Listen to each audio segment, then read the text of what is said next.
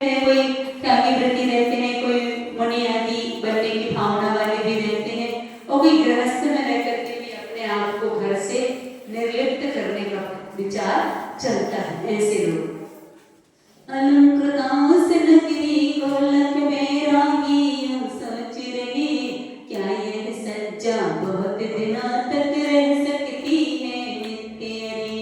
नहीं नहीं अनछन भंगुर है, जैसी दिखती आज यहाँ कल बन सकती मरघट सब फिर बैठे आकर कौन यहाँ?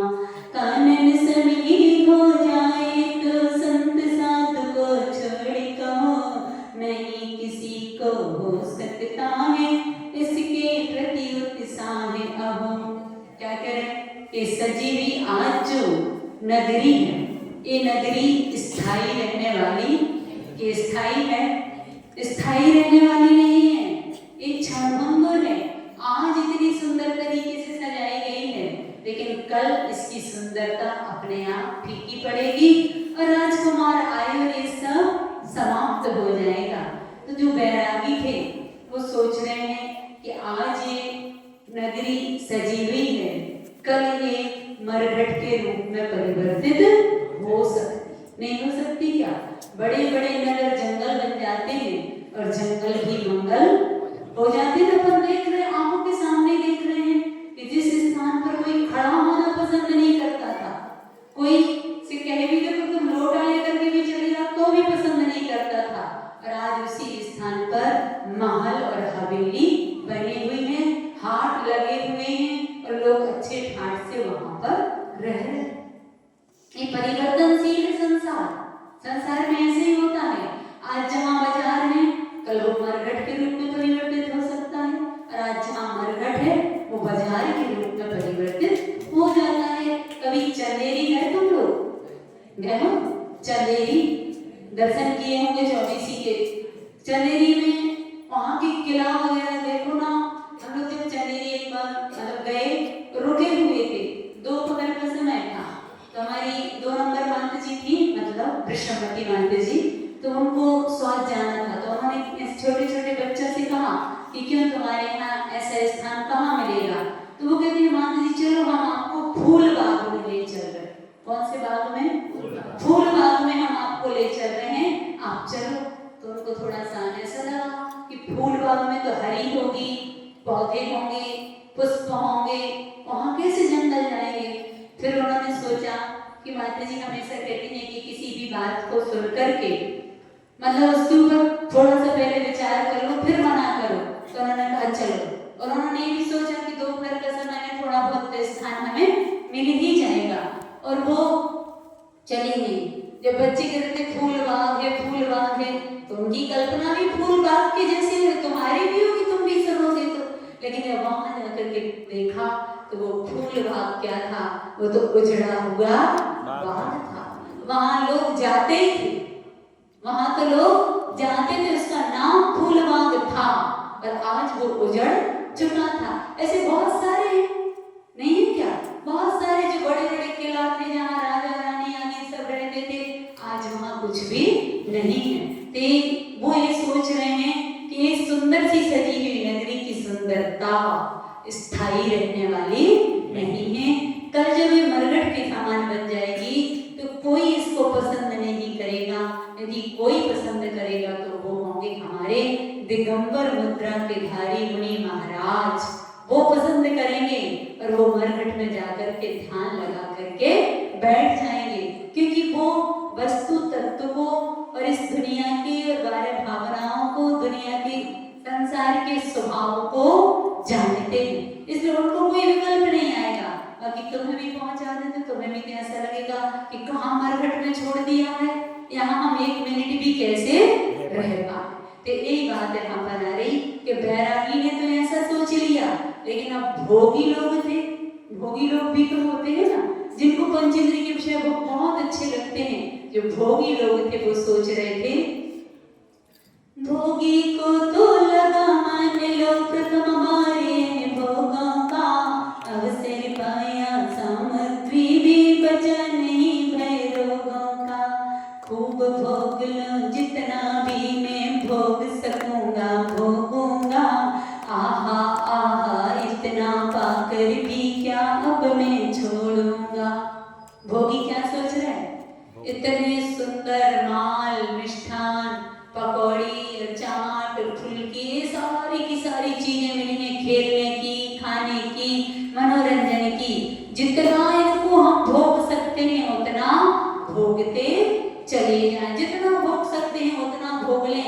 क्या पता फिर मिलाया नहीं। ऐसे कई लोग होते हैं, नहीं रहते? कई लोग रहते हैं जो इतना भोग देख करके वो ये नहीं सोच पाते अगर मैं पेट भर के पेट के ऊपर भी खा लूंगा तो फिर मुझे 2-3 दिन तक परेशान होने पड़ेगा, ये भी नहीं सोच पाते। और वो तो खा लेते, वो ये सोचते हैं कि पराया माल मिला है तो इसको छोड़ना, इतना खा लो कि 2-3 दिन तक तो आवश्यकता ही नहीं पड़े। ऐसे भोगी लोग भी रहते हैं।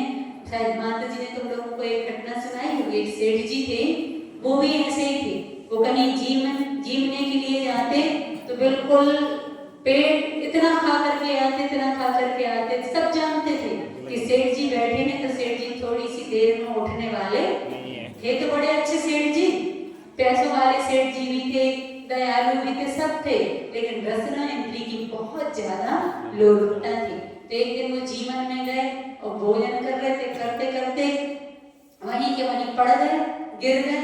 तो सब जने समझ गए थे कि ये सेठ जी हैं, सेठ जी ने खूब खा लिया होगा। तो सब लोगों ने दोनों पैर पकड़े, दोनों हाथ को पकड़े और उठा करके उनके घर पर छोड़ा। जैसे ही छोड़ा सब लोग सोच रहे थे कि सेठानी को कुछ विकल्प होगा, लेकिन सेठानी थी वो भी जानती थी कि सेठ जी हमारे पेटू हैं, सेठ जी हमारे पेटू हैं, इनको अच्छा मिल गया होगा और मुख्य रूप से गुलाब जामुन मिल गए होंगे तो फिर ये छोड़ने वाले नहीं हैं। तो वो जैसे ही वहां पहुंचे, सेठ जी खा लिया था अच्छा सेठ जी ने, और सब उठा करके ले गए घर तक छोड़ दिया।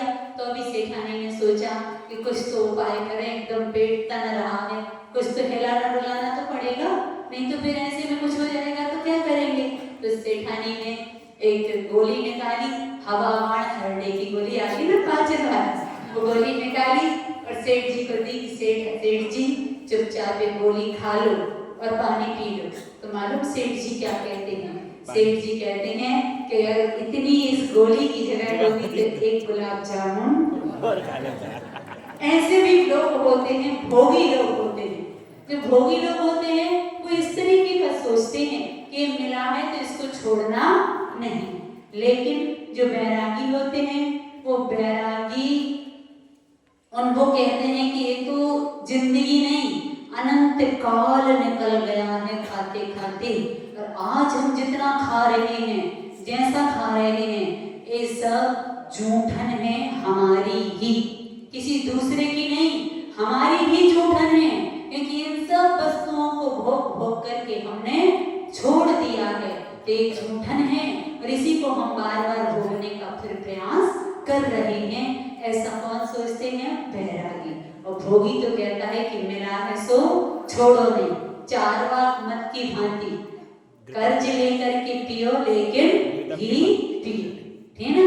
ऐसा सोचते हैं। तो दोनों ने अपने अपने भावों के अनुसार कर्म का बंद कर दिया। अपने अपने भावों के अनुसार भिन्न ही कर्मों को बांधे रहे सब भाव, शुभ देख भिन्न सब धर्मों को। विविध जीव हैं भांति भांति के, उनके जग में भाव रहे, कर्मोदय से निमित्त पाकर शीघ्र पलटते भाव। अरे ये तो सच है कि निमित्त एक होता है, परिणाम सबके अलग अलग, लेकिन उन परिणामों में भी द्रव्य क्षेत्र काल भाव के निमित्त से परिवर्तन आता। अगर अपन खोटे द्रव्य क्षेत्र काल में होंगे तो वैसे परिणाम बनेंगे, और अच्छे द्रव्य क्षेत्र काल में होंगे तो अच्छे परिणाम बनेंगे। इसका जीता जागता उदाहरण तुमने देख ही लिया कि जब माता जी ने 10 लक्ष्य में उपवास करवाए, उपवासों का माहौल देखा, तो यहाँ जो भी आता तो देख करके कहता कि अब हम भी कल उपवास करें। क्यों? क्योंकि द्रव्य क्षेत्र काल भाव को देख करके भावों में परिवर्तन आ रहा था। और बाहर चले जाते, घर में चले जाते, वहां भोजनशाला के पास चले जाते तो मन खराब होने लगता। लेकिन जो पावरफुल होता है वो अपने मन को उस तरफ लगा लेता है, और जो कम पावर वाला होता है वो भोगों की तरफ चला जाता है। अब फिर आगे बढ़ते हैं अपन। ये तो भोजनशाला के आदि की व्यवस्था हो गई थी, बीच में अध्यात्म आ गया। अब आगे और उस नगर को किस तरीके से व्यवस्थित किया गया था। उस पत्तन के चारों दिशा में सभी व्यवस्था अद्भुत थी, चौराहे त्रिराहे पर भी विशेष जनता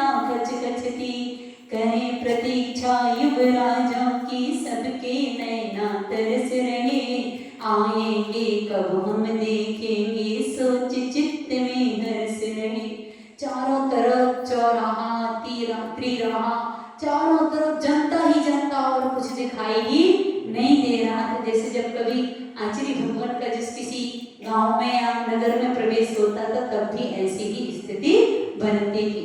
तो चारों तरफ मात्र जनता ही जनता, सबकी आंखें पलक पावड़े बिछा करके इंतजार कर रही थी कि कब दोनों राजकुमार आएंगे और कब हम उनको देखेंगे।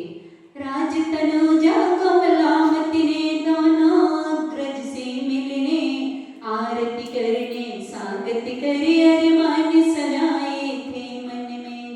भाग्यशाली ने सिर पर मंगल कलसा लेकर गाती थी, छोटी छोटी बालाएं भी राखी लेकर आती थी। जो उनकी बहन थी जिसको उन्होंने देखा, बोलो कि देखा था। अगर ज्यादा कीड़े गिर गए हो ना तो और लाइटों की ज्यादा आवश्यकता तो है ही नहीं, किसी को पुस्तक तो पढ़ने नहीं है ना, तो ज्यादा आवश्यकता नहीं है, सिर्फ हमें बस देखना है, तो हमें देखता रहेगा, है ना। क्योंकि मौसम, दोनों मौसम मिलने लगेंगे ना तो कीड़े पंखी आदि गिर रहे, देख लो ज्यादा खूब हो जाएगी। लेकिन एकदम अंधेरा नहीं करना है तो सब सो ही जाना ऐसा भी हो जाए, बहुत ज्यादा कीड़े गिर रहे हैं। थोड़ा सा बीच में स्थान ऐसे तुम लोग थोड़ा सा इस तरफ ताकि वो जहाँ गिरेगी तो वहीं बाद में फिर चटाई उठाते समय भी है थोड़ा ध्यान रखो।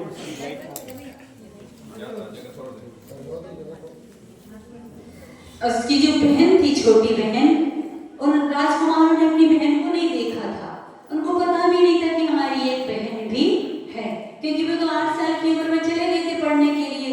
और पहले ऐसे तो हमें थे नहीं, आजकल के हॉस्टल में पढ़ने वाले जैसे तो थे नहीं कि हर 2 महीने में माता पिता के पास वापस आ जाते हैं, हर 8 दिन में बात कर लेते हैं, घर का समाचार लेते हैं, माता पिता मिलने चले जाते हैं।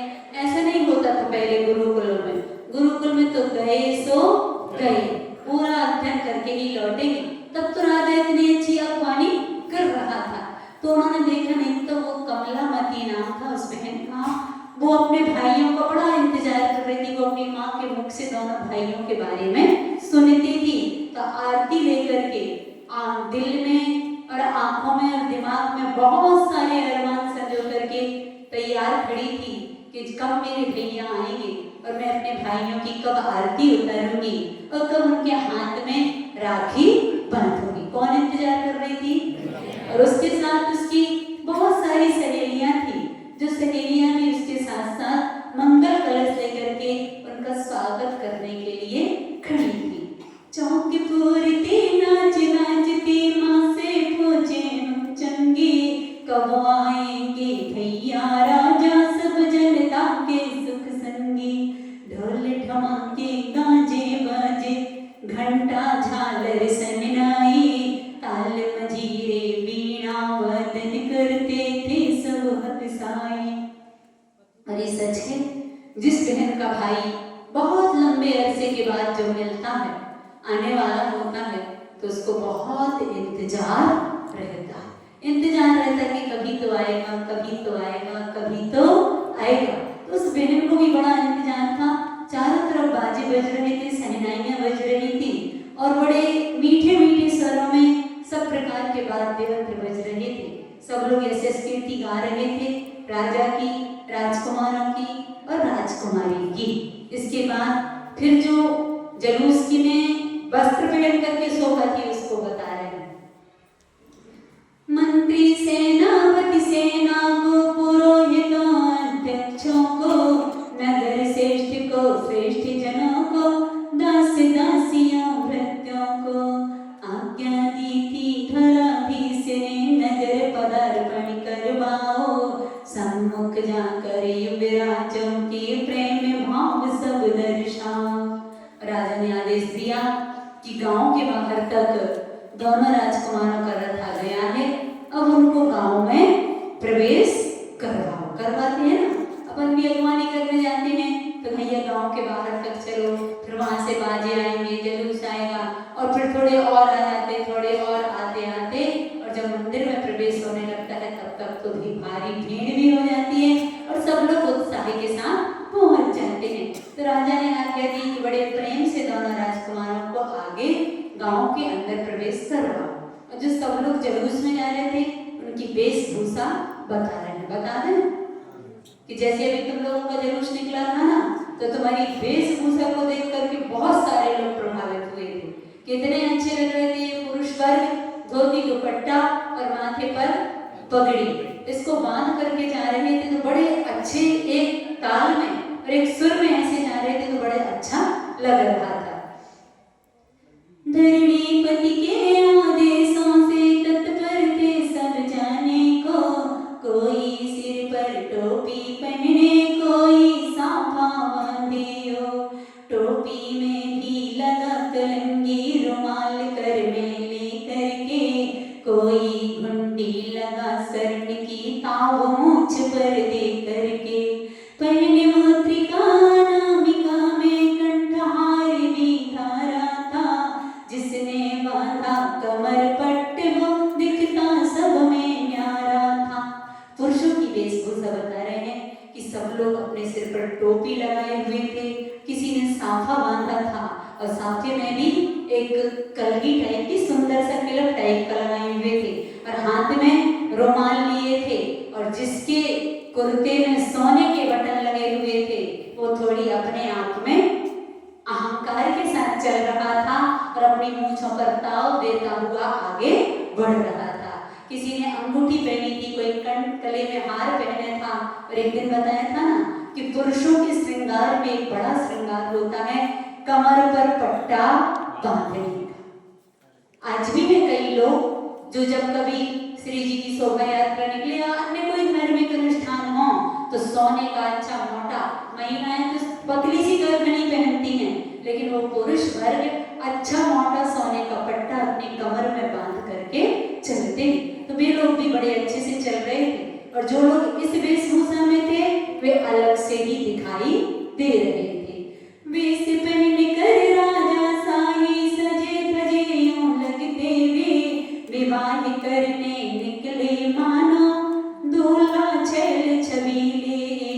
इतने तैयार थे, ऐसा लग रहा था जैसे ये सब दूल्हा राजा बन करके सब शादी करने के लिए जा रहे।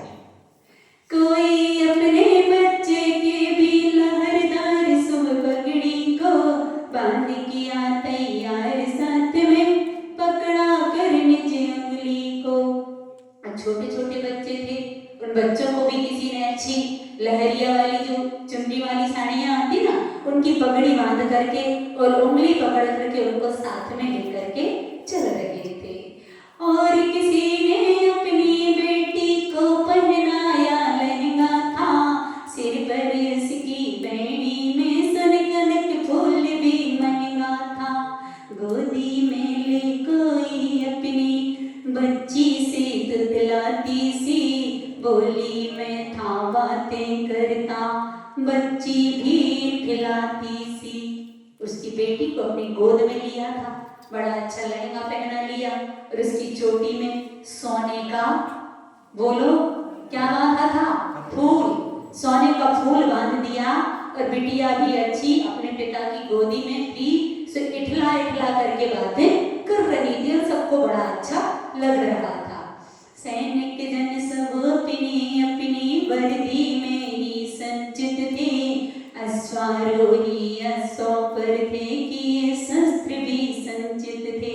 इसके बाद उन्होंने बता दिया कि जो सैनिक लोग थे वो अपनी अपनी वेशभूषा में थे और घोड़े वाले घुड़सवार थे वो घोड़ों पर थे, हाथी वाले हाथी पर थे और ऊंट वाले ऊंट पर थे और रथ वाले रथ पर थे। ये राजा के बेटों की अगवानी थी, तो सामान्य होगी क्या?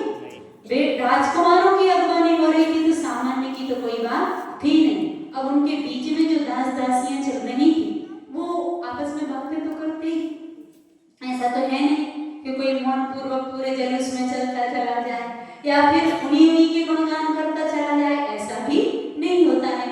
इतने सारे लोग इकट्ठे थे तो आपस में कुछ न कुछ वार्तालाप तो करते ही हैं। दास दासियां चलते चलते बातें करते कहते थे, हमने अब तक देखा नहीं है राजपुत्र को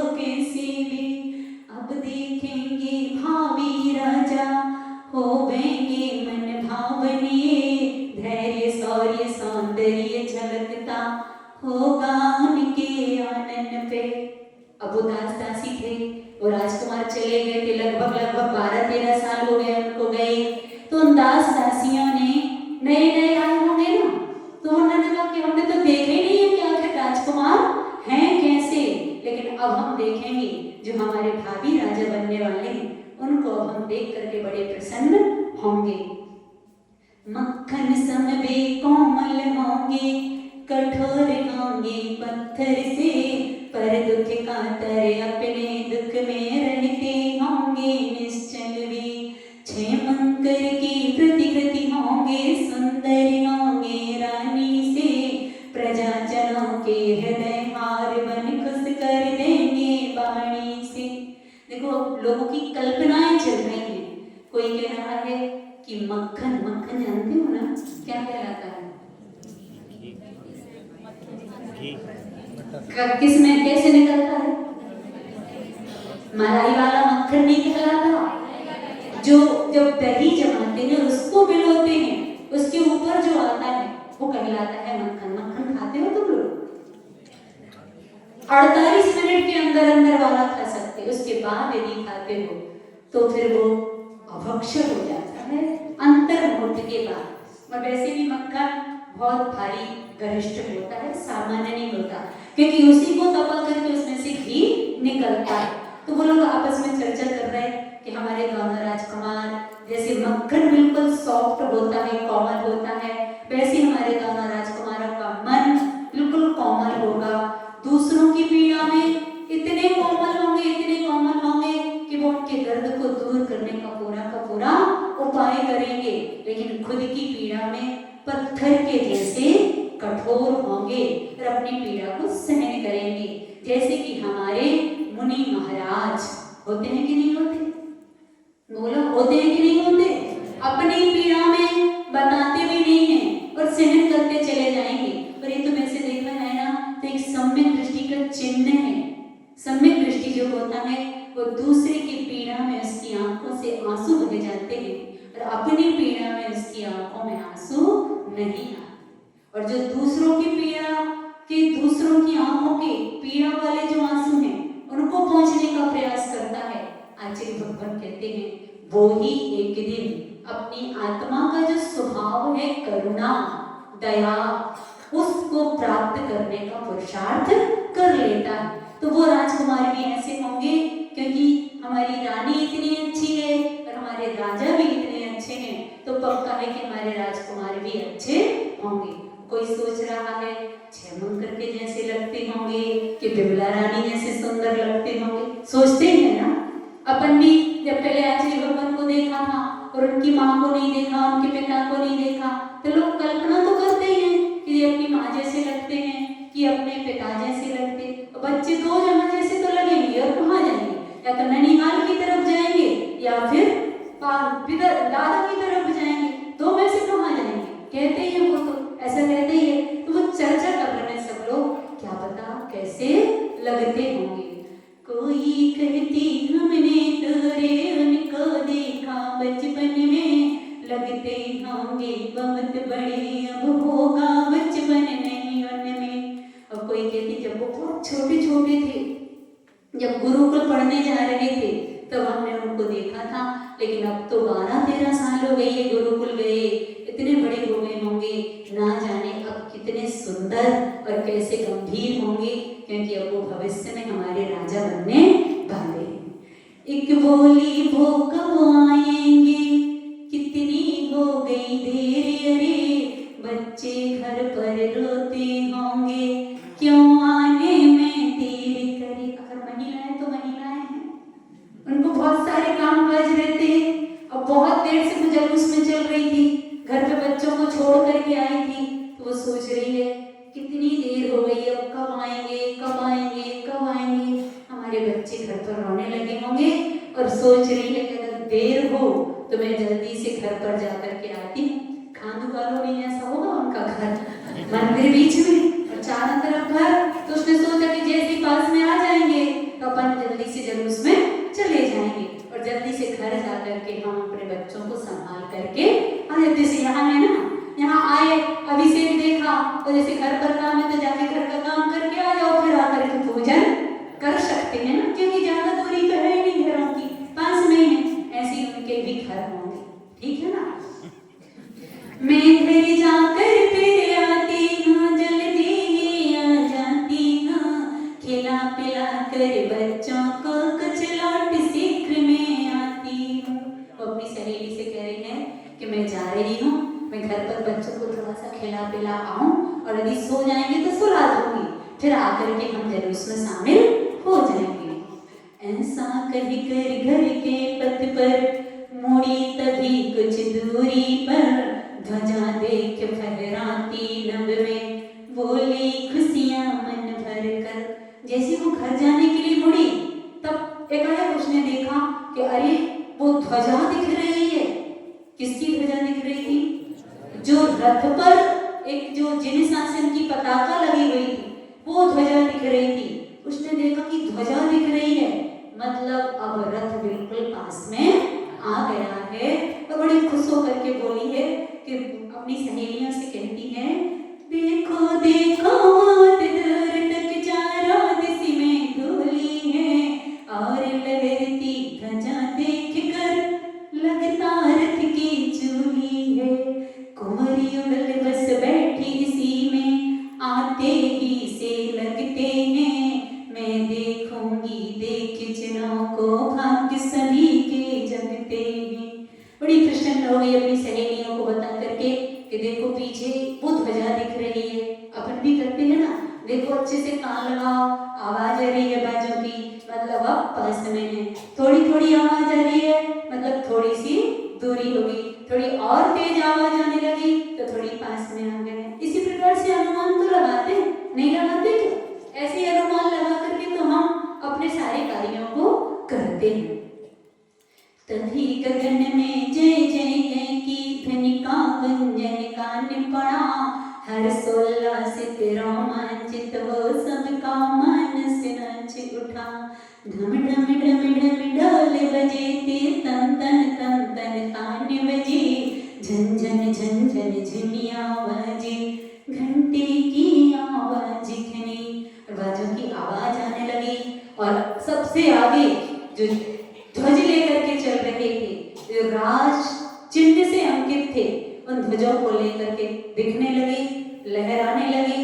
तो सब लोग उनको उनके पास जाने के लिए आगे बढ़ने लगे, और सब लोग कह रहे थे, वो ध्वजा लेने वाले जैसे संदेश दे रहे थे कि जैसी ये ध्वजा हमारी राजा की कीर्ति को फहरा रही है, ऐसे हे राजकुमारों तुम भी अपनी कीर्ति को फहराना, कभी भूल करके इस ध्वज को नीचे मत होने देना।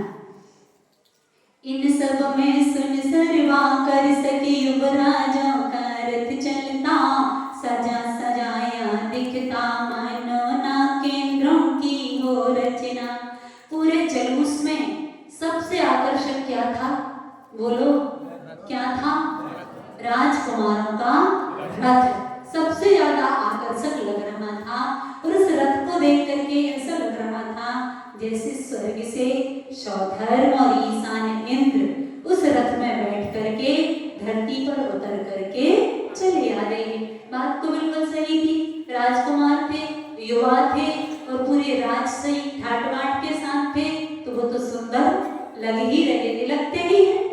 यहाँ भी स्थापना से कोई सौधर्म इंद्रादि बन जाए, ईशान आदि बन जाए, चक्रवर्ती बन जाए, तो वो भी जब रथ में बैठते हैं, शोभा यात्रा आदि निकलती है, तब वो भी एक आकर्षण का केंद्र बन जाते हैं। फिर वो तो राजकुमार थे, वास्तव में सुंदर थे, और पूरे राजसी ठाट बाट के साथ चल रहे थे, तो सबको बड़ा अच्छा लग रहा था। तुम लोग सो तो नहीं रहे? पक्के पीछे वाले? नहीं तो लाइट भी बंद हो गई तो थोड़ी थोड़ी सी, क्योंकि दिन भर के थके आए हो और खा पी करके आए हो और आराम से बैठे हो, तो आंखें थोड़ी थोड़ी नहीं हो रही बंद, बिल्कुल पक्की। ऊपर वाला आगे वाला आंखें नहीं हो रही, पीछे वाला कोई बात नहीं, कि बंद भी हो जाए ना तो भी कोई बात नहीं, खुलेगी तो क्या सुनाई देगा? यही सुनाई देगा ना, खुलेगी तो, और आंख खुलेगी तो माता जी दिखेंगी, और माता जी की आवाज कानों में आएगी, और एक धर्म महापुरुषों का चारित्र ही सुनाई देगा। इसीलिए माता जी बहुत बार कहती हैं कि मंदिर में आकर के तुम ऊँघते भी रहो,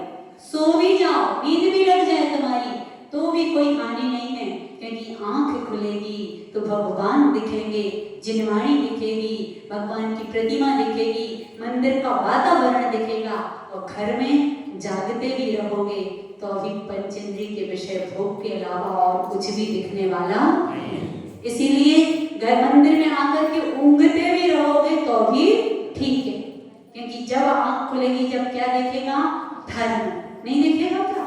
नहीं दिखेगा, धर्म दिखेगा। और मंदिर में, एक घर में जागते रहोगे तो भी, सो जाओ तो, जाग जाओ तो, पूरे समय मात्र पंचेंद्रिय के विषय भोग और मेरा तेरा आर्त रौद, और इसके अलावा कुछ भी दिखने वाला नहीं।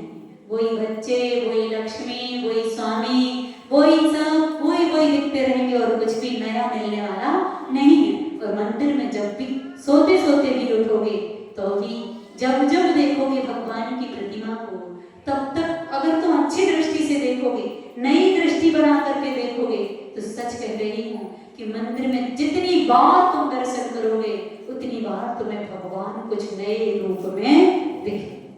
तुम देखो बस, अच्छी श्रद्धा की आंखों से देखो बस। बिल्कुल तुम यहाँ भी तुम देखो, श्री रामचंद्र भगवान को भी तुम जब भी दर्शन करोगे तो अच्छे से बस तुम देखते चले जाना।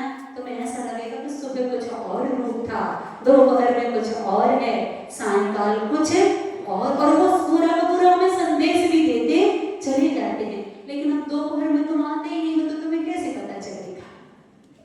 हम तो सुबह आए और बहुत कम लोग होंगे, और अभी तो दोनों टाइम आ रहे हैं, क्योंकि यहाँ आते हैं तो आए तो कम से कम भगवान के दर्शन तो कर ही ले। कई लोग तो ऐसे भी होंगे कि भले ही यहाँ आए लेकिन एक बार बस दर्शन किए, बाकी पूरे दिन भले ही यहाँ रहे तो भी मुझे नहीं मालूम कि वो ऊपर चढ़ करके भगवान के दर्शन करते भी।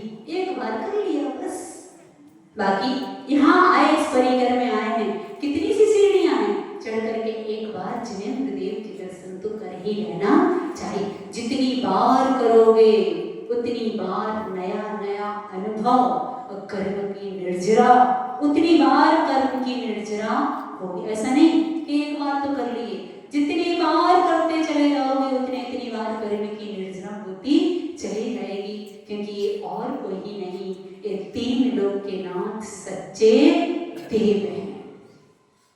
अब जो रथ था उस रथ का थोड़ा सा वर्णन कर रहे हैं। रथ में सबसे ऊंचे सुंदर यशोपता का भंवरी, हष्ट पुष्ट दो श्वेत अश्व की रास रथी के हाथी रही। ताम्र पत्र पन कनक रजत से चित्र बने थे रथ में जो, हरित रत्न अरुणील मणि भी जड़े हुए थे उनमें। रथ का वर्णन किया है कि रथ में सोना भी लगा हुआ था, चांदी भी लगा हुआ था, और ताम्र पत्र भी जड़े हुए थे, और उस सोने चांदी में हीरा, पन्ना, माणिक, मोती, नीलमणि आदि सब, क्योंकि राजकुमारों का रथ था।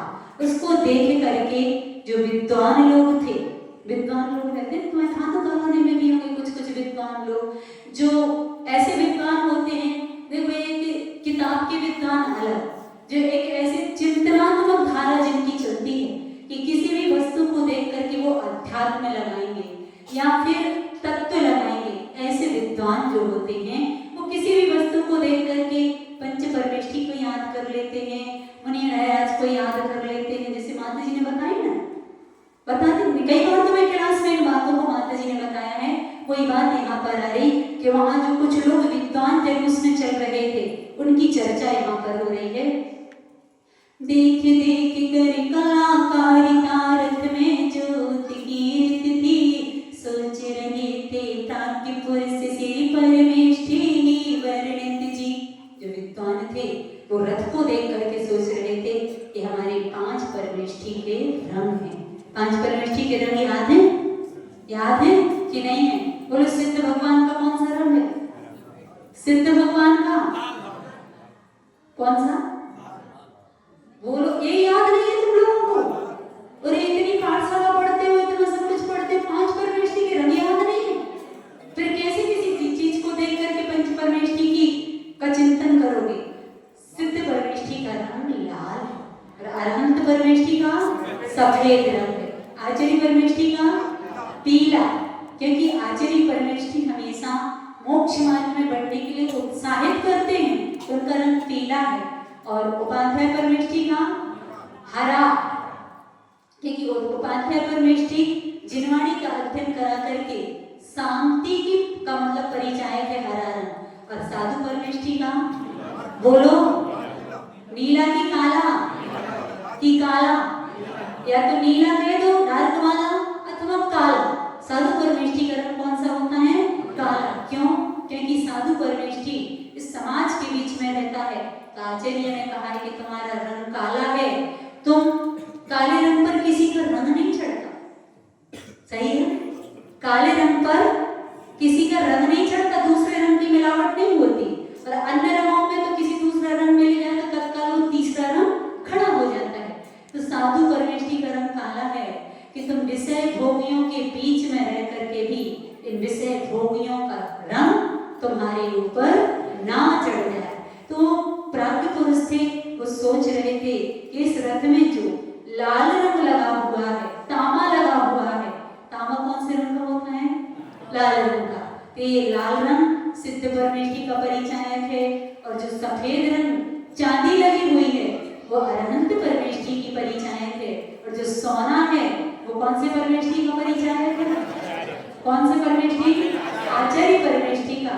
और जो हरित मणि जड़ी हुई है वो हरित मणि उपाध्याय परमेष्ठी की। और जो काले या नीलम नीलम होता वो लगे हुए हैं, वो कौन से परमेष्ठी के परिचायक हैं? साधु परमेष्ठी के परिचायक हैं। ऐसा जो प्राज्ञ पुरुष होते हैं वो किसी भी वस्तु को देख करके ऐसा चिंतन करके खाते खाते और भोगों को भोगते भोगते भी धर्म कर सकते हैं। तुम भी कर सकते हो। तुम लोग घर में भोजन बनाते बनाते भी 5 परमेष्ठी को याद कर सकते हो। बता दे क्या? बोलो, करोगे यार? भूले भटके याद आ जाए तो कर लेना कि करोगे पक्का। अरे अपन कपड़े भी पहनते पहनते भी कर सकते हैं। समझ लो तुमने साड़ी पहनी, साड़ी में तुम्हारा लाल रंग है तो याद कर लो कि सिद्ध परमेष्ठी का परिचायक है। सफेद रंग है, ये अनंत परमात्मा का परिचायक है। पीली बाउंड्री बनी हुई है, ये आचार्य परमेष्ठी की परिचायक है। हरे रंग की लेस लगी हुई है, वो उपाध्याय परमेष्ठी की परिचायक है। और बीच बीच में नीले या काले जो फूल लगे हुए हैं वो साफ। ये तो विचार करने की बात है। खाते खाते भी रोटी बिल्कुल सफेद है, अनंत परमेष्ठी का रंग सफेद होता है। टमाटर बिल्कुल लाल में, तुम लोग को अब टमाटर की याद आने लगी ना? उपवास वालों को नहीं आने लगी। और टमाटर है तो वो लाल रंग सिद्ध परमेष्ठी का है। हरी मिर्ची खाओ तो याद कर लेना कि ये उपाध्याय परमेष्ठी की है। और पीले रंग की भी कोई भी वस्तु खाओ तो देख लेना। अच्छा, नींबू, खटाई याद आ रही है तुम्हारे लिए? नींबू पीला भी होता है, हरा भी होता है। नहीं तो सब्जी में हल्दी डली हुई है, वो हल्दी पीली है, वो आचार्य परमेष्ठी की परिचायक है। और काले रंग का कुछ भी हो सकता है, नीले रंग का भी हो सकता है। उन सबको देख करके हम किसी भी वस्तु को देखें, उस वस्तु को देख करके भी हम एक बार भी अगर हमारे दिमाग में पंच परमेष्ठी भगवान याद आते हैं तो आचार्य समंत भद्र स्वामी कहते हैं कि भोगों को भोगते भोगते भी तुमने धर्म ध्यान कर लिया, और कर लेना चाहिए। तो ये रथ को देख करके उन विद्वान पुरुषों ने स्वाध्याय जैसा कर लिया। ये चिंतनात्मक स्वाध्याय है। उसमें बैठे नृप छे मंकर सुपुत्र से लगते थे, मानो दिव्य से उतर रहे साधर्म स्वर्ग के देवी। अरे चामर लेकर ढोर रहे थे, आजू बाजू युगलों के छत्र लगे थे सिर पर, रक्षक फिरते चमनी सितमलों के। और धीरे धीरे दोनों राजकुमारों का रथ आगे बढ़ता आ रहा था। आते आते जैसे उनके रथ ने मुख्य मार्ग में प्रवेश किया, और मुख्य मार्ग से प्रवेश करते ही उनको बहुत दूर से एक जिनालय दिखा। बहुत दूर से जो गगनचुंबी जिनालय था। कौन सा जिनालय था वो? बोलो यदि याद है तो। नहीं, ये नहीं। वो कौन सा जिनालय देखा था ये बताओ। शुरू में सुनाया था हमने, मनीषा भगवान को था, लेकिन हाँ, राजकुमारों के जन्मदिन में जो प्रजा ने मांगा था और राजा ने कहा था कि तुम्हारी जैसी इच्छा है वैसा जिनालय बनवा करके दूंगा, और राजा ने वो जिनालय बनवा दिया था। वो ही जिनालय आज पूरे नगर में गगन चूमते शिखर के साथ प्रतिष्ठित था। और जैसे वो मुख्य मार्ग से उनका रथ प्रवेश किया और वो जिनालय उनको दिखा, तो जिनालय दिखने के बाद क्या राजकुमार रथ में बैठे रहेंगे? बोलो, बैठे रहेंगे क्या? तुम भले ही गाड़ी पर बैठे रहो, लेकिन राजकुमार धर्मात्मा उस वहां से तो उतर ही जाएगा। शांत धीर गंभीर चंचल अस जुटे जो रथ में थे, मंद चाल से चलते रुकते बढ़ते थे। ऐसी गति से धीरे धीरे जिन मंदिर के निकट सुनो, रथ पहुंचा तो दोनों उतरे, नमन किया था प्रभु चरणों। और जैसे जिन मंदिर के पास रथ पहुंचा वो उतर गए। उतर करके धीरे धीरे मंदिर की तरफ चले आ रहे थे, और जहां से भगवान के मंदिर का शिखर दिखता है वहीं से हमें अपना सिर झुका लेना चाहिए। भगवान के दर्शन करने का फल मिलता है। कभी पद्म पुराण पढ़ना कि घर में बैठ करके तुमने मन बनाया कि मुझे मंदिर जाना है, एक उपवास का फल मिलेगा। नहाया धोया तैयार हुए, द्रव्य हाथ में ली, 10 उपवास का फल मिलेगा। घर से रवाना हो गए, 100 उपवास का फल मिलेगा। मंदिर के दरवाजे में प्रवेश कर गए, हजारों उपवास का फल मिलेगा। और जैसे ही जिनेंद्र भगवान की बेदी के पास पहुंच गए, आचार्य रवि सेन स्वामी कहते हैं अनंतों अनंतों उपवासों का फल तुम्हें जिनेंद्र भगवान के दर्शन करने पर मिलेगा। पढ़ लेना तुम लोग पद्म पुराण में, ऐसा का ऐसा वर्णन आया। तो जैसे ही वो धीरे धीरे से चले और दूर से ही शिखर को देख करके ही भगवान के चरणों में सिर झुका दिया। मंदिर की व्यवस्था बता रहे हैं, तुम्हारा भी मंदिर बन रहा है ना, बन रहा है ना, तो तुम अपने मंदिर में भी यदि हो सके तो ऐसी व्यवस्थाएं बना लेना। प्रथम द्वार था शिखर था, पूर्व दिशा में राजित था, बाहर से ही जिनवर जी की मुद्रा दर्शन शोभित था। सबसे पहले मुख्य द्वार था, जिसके दोनों ओर खड़े मत हस्ति मिल सूंडों में ले कलश पयस से पूर्ण भरे। आगे समझ में, जो मुख्य द्वार था मंदिर का, पहले तो मंदिर का बड़ा दरवाजा, उसके अंदर से जैसे प्रवेश किए, जो मुख्य द्वार था उस दरवाजे पर दोनों तरफ दो हाथी खड़े थे, और वे सूंडों में कलश लेकर के खड़े थे, मानो भगवान का अभिषेक करने के लिए ही तैयार। फिर आंगन था जहां पैर की सचिता करने पानी के घड़े रखे थे, ढके हुए थे जो जिन धर्म निशानी थे। क्या रखे थे आंगन में? पानी के खुले थे कि ढके थे? ढके थे। और क्यों रखे थे? क्योंकि जिनेंद्र भगवान के मंदिर में कभी पैर धोए बिना नहीं जाना चाहिए। भले ही तुम कितने जूता मोजा पहन करके आए हो, भले ही कार में बैठ करके आए हो, बिल्कुल कार तुम्हारी दरवाजे पर आकर के भी रुकी हो, तो भी हमें बिना पैर धोए कभी मंदिर में प्रवेश नहीं करना चाहिए। नहीं तो इससे क्या दुष्फल होता है? पाप और पुण्य का मिश्रण होता है। करकंडू की कथा पढ़ लेना। एक करकंडू चारित्र छोटा सा, शायद एक बार माता जी ने तुम लोगों को सुना बताया था। करकंडू एक राजकुमार हुआ, उसने पूर्व में एक ग्वाला था, उसको एक सहस्त्र दल कमल मिला था। तो उसने सोचा किसको भेंट करूं, किसको भेंट करूं। उसने सोचा राजा को करूं, किसको करूं। सोचते सोचते उसने जाकर के जिनेंद्र भगवान के चरणों में चढ़ाया था। जाकर के दर्शन किए तो चढ़ा दिया था। उसके फल में आचार्य महाराज कहते हैं कि वो राजकुमार बना, लेकिन वो भूल गया था। सो कीचड़ से भरे हुए उसके पैर थे, और उन्हीं पैरों से वो जिनेंद्र भगवान के मंदिर में चला गया था। उसके दुष्फल में उस कमल से उसने पूजन की थी। सो सबसे श्रेष्ठ द्रव्य था, सो चढ़ा दिया था भगवान के चरणों में।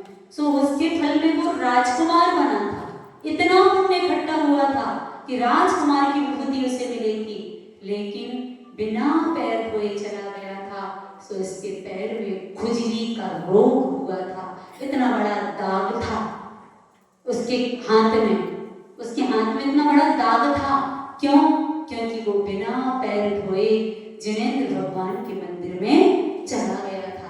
इसीलिए कभी भी भूल करके भी, कितने भी हम बहुत अच्छे बिल्कुल साफ सुथरे, इतनी सी धूल भी हमारे पैर में नहीं है, फिर भी अपने पैरों को धोए बिना कभी भी जिनेंद्र भगवान के मंदिर में प्रवेश नहीं करना चाहिए।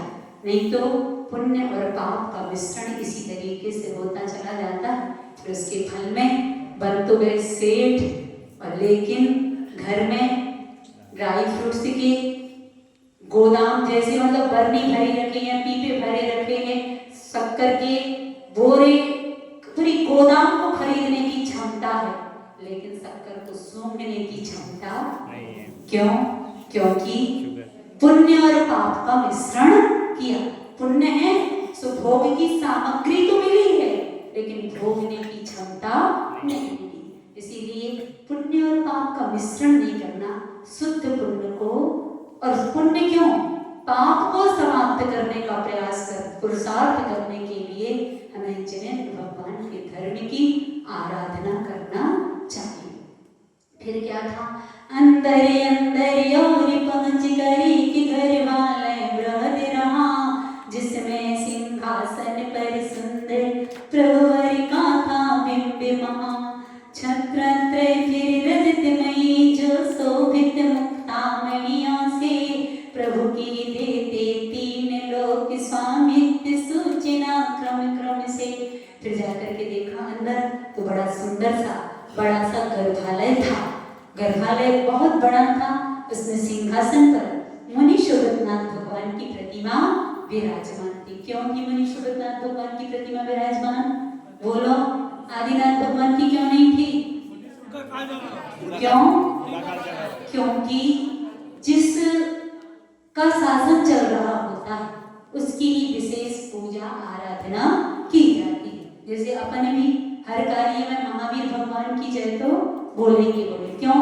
क्योंकि उनका शासन काल चल रहा है। तो ऐसे ही वहां पर मुनि शोभतनाथ भगवान का शासन काल था और उन्हीं की प्रतिमा विराजमान थी। दूर से ही, समझ लो अपन यहाँ बैठे हैं ना, इतनी दूरी से गर्भालय दिख रहा था, और सामने जैसे वो कीर्ति स्तंभ दिखता है, ऐसे ही उनको उतनी दूर से जिनेंद्र भगवान की प्रतिमा दिख रही थी, और उन्होंने उतनी दूर से ही हाथ जोड़ करके भगवान को नमस्कार किया। समय तो हो गया है, अब नमस्कार करने के बाद उनको अंदर प्रवेश करना, कहो तो प्रवेश करवा दे अंदर। फिर दर्शन कैसे किए? दर्शन की विधि, गंगोदक लेने की विधि, वो सारी की सारी समय पर आएगी है। प्रक्षालित कर पैरों को वीर्यापत से मंदिर में प्रविष्ट होकर हर्षित पुलकित गदगद थे वे अंदर में। जय हो जय हो जय हो निस्सही निस्सही निस्सही है जिन जी, नमस्कार हो नमस्कार हो नमस्कार हो जिनवर जी। और पैरों को धो करके धीरे धीरे ईर्यापद से, यद्यपि वो मुनि महाराज नहीं थे, लेकिन ईर्यापद से क्यों चल रहे थे? क्योंकि हम भगवान के मंदिर में जा रहे हैं, हमारे पैरों से कोई जीव की हिंसा ना हो जाए, सो बढ़ते जा रहे थे। और जाते ही सबसे पहले क्या बोलना चाहिए? जय हो भगवान आपकी जय हो। निस्सही निस्सही निस्सही मतलब कोई भूत प्रेत हो तो हमें स्थान देंगे। देवी देवता अगर पूजा पाठ कर रहे हो तो, हाँ मतलब भूत प्रेत आदि कोई हो तो हमें स्थान देने हमें लगना चाहिए, इसीलिए उन्हें नहीं लग जाए, तो उन्हें किसी के पैर नहीं लग जाए। दो अर्थ हैं इसके। एक अर्थ तो ये है कि हे भगवान, हम आपके मंदिर में प्रवेश कर रहे हैं, अब संसार के, घर के, गृहस्थी के संपूर्ण जंजाल से निकल करके अब हमारे अंदर वो घर गृहस्थी के कोई विकल्प प्रवेश ना करे, एक अर्थ है। और दूसरा अर्थ ये है कि जिनेंद्र भगवान का मंदिर है और इस मंदिर में तो पूजन करने वाले बहुत लोग होंगे, अदृश्य रूप से भी व्यंतर आदि भी होंगे, देवी देवता भी होंगे, और भी सब लोग जो भी हों, सो हमारे लिए स्थान दें, हम भी आपके जिनालय में प्रवेश कर रहे हैं। दर्शन किए, कैसे बैठे, कैसे खड़े हुए, किस प्रकार की स्तुति की, किस प्रकार दंडोदक लगाया, कैसे परिक्रमा लगाई, फिर बाद में कैसे वापस जाकर के रथ में बैठे। अभी अगवानी हो गई क्या? अभी नहीं हुई, अभी तो मूल मंदिर के अभी जो बाहर था ना, जो बनवाया था मंदिर, उसके दर्शन कर रहे हैं। फिर जरूर से आगे जाएगा, आगे और क्या क्या होगा, वो सारी की सारी घटनाएं समय पर तुम्हारे सामने आई।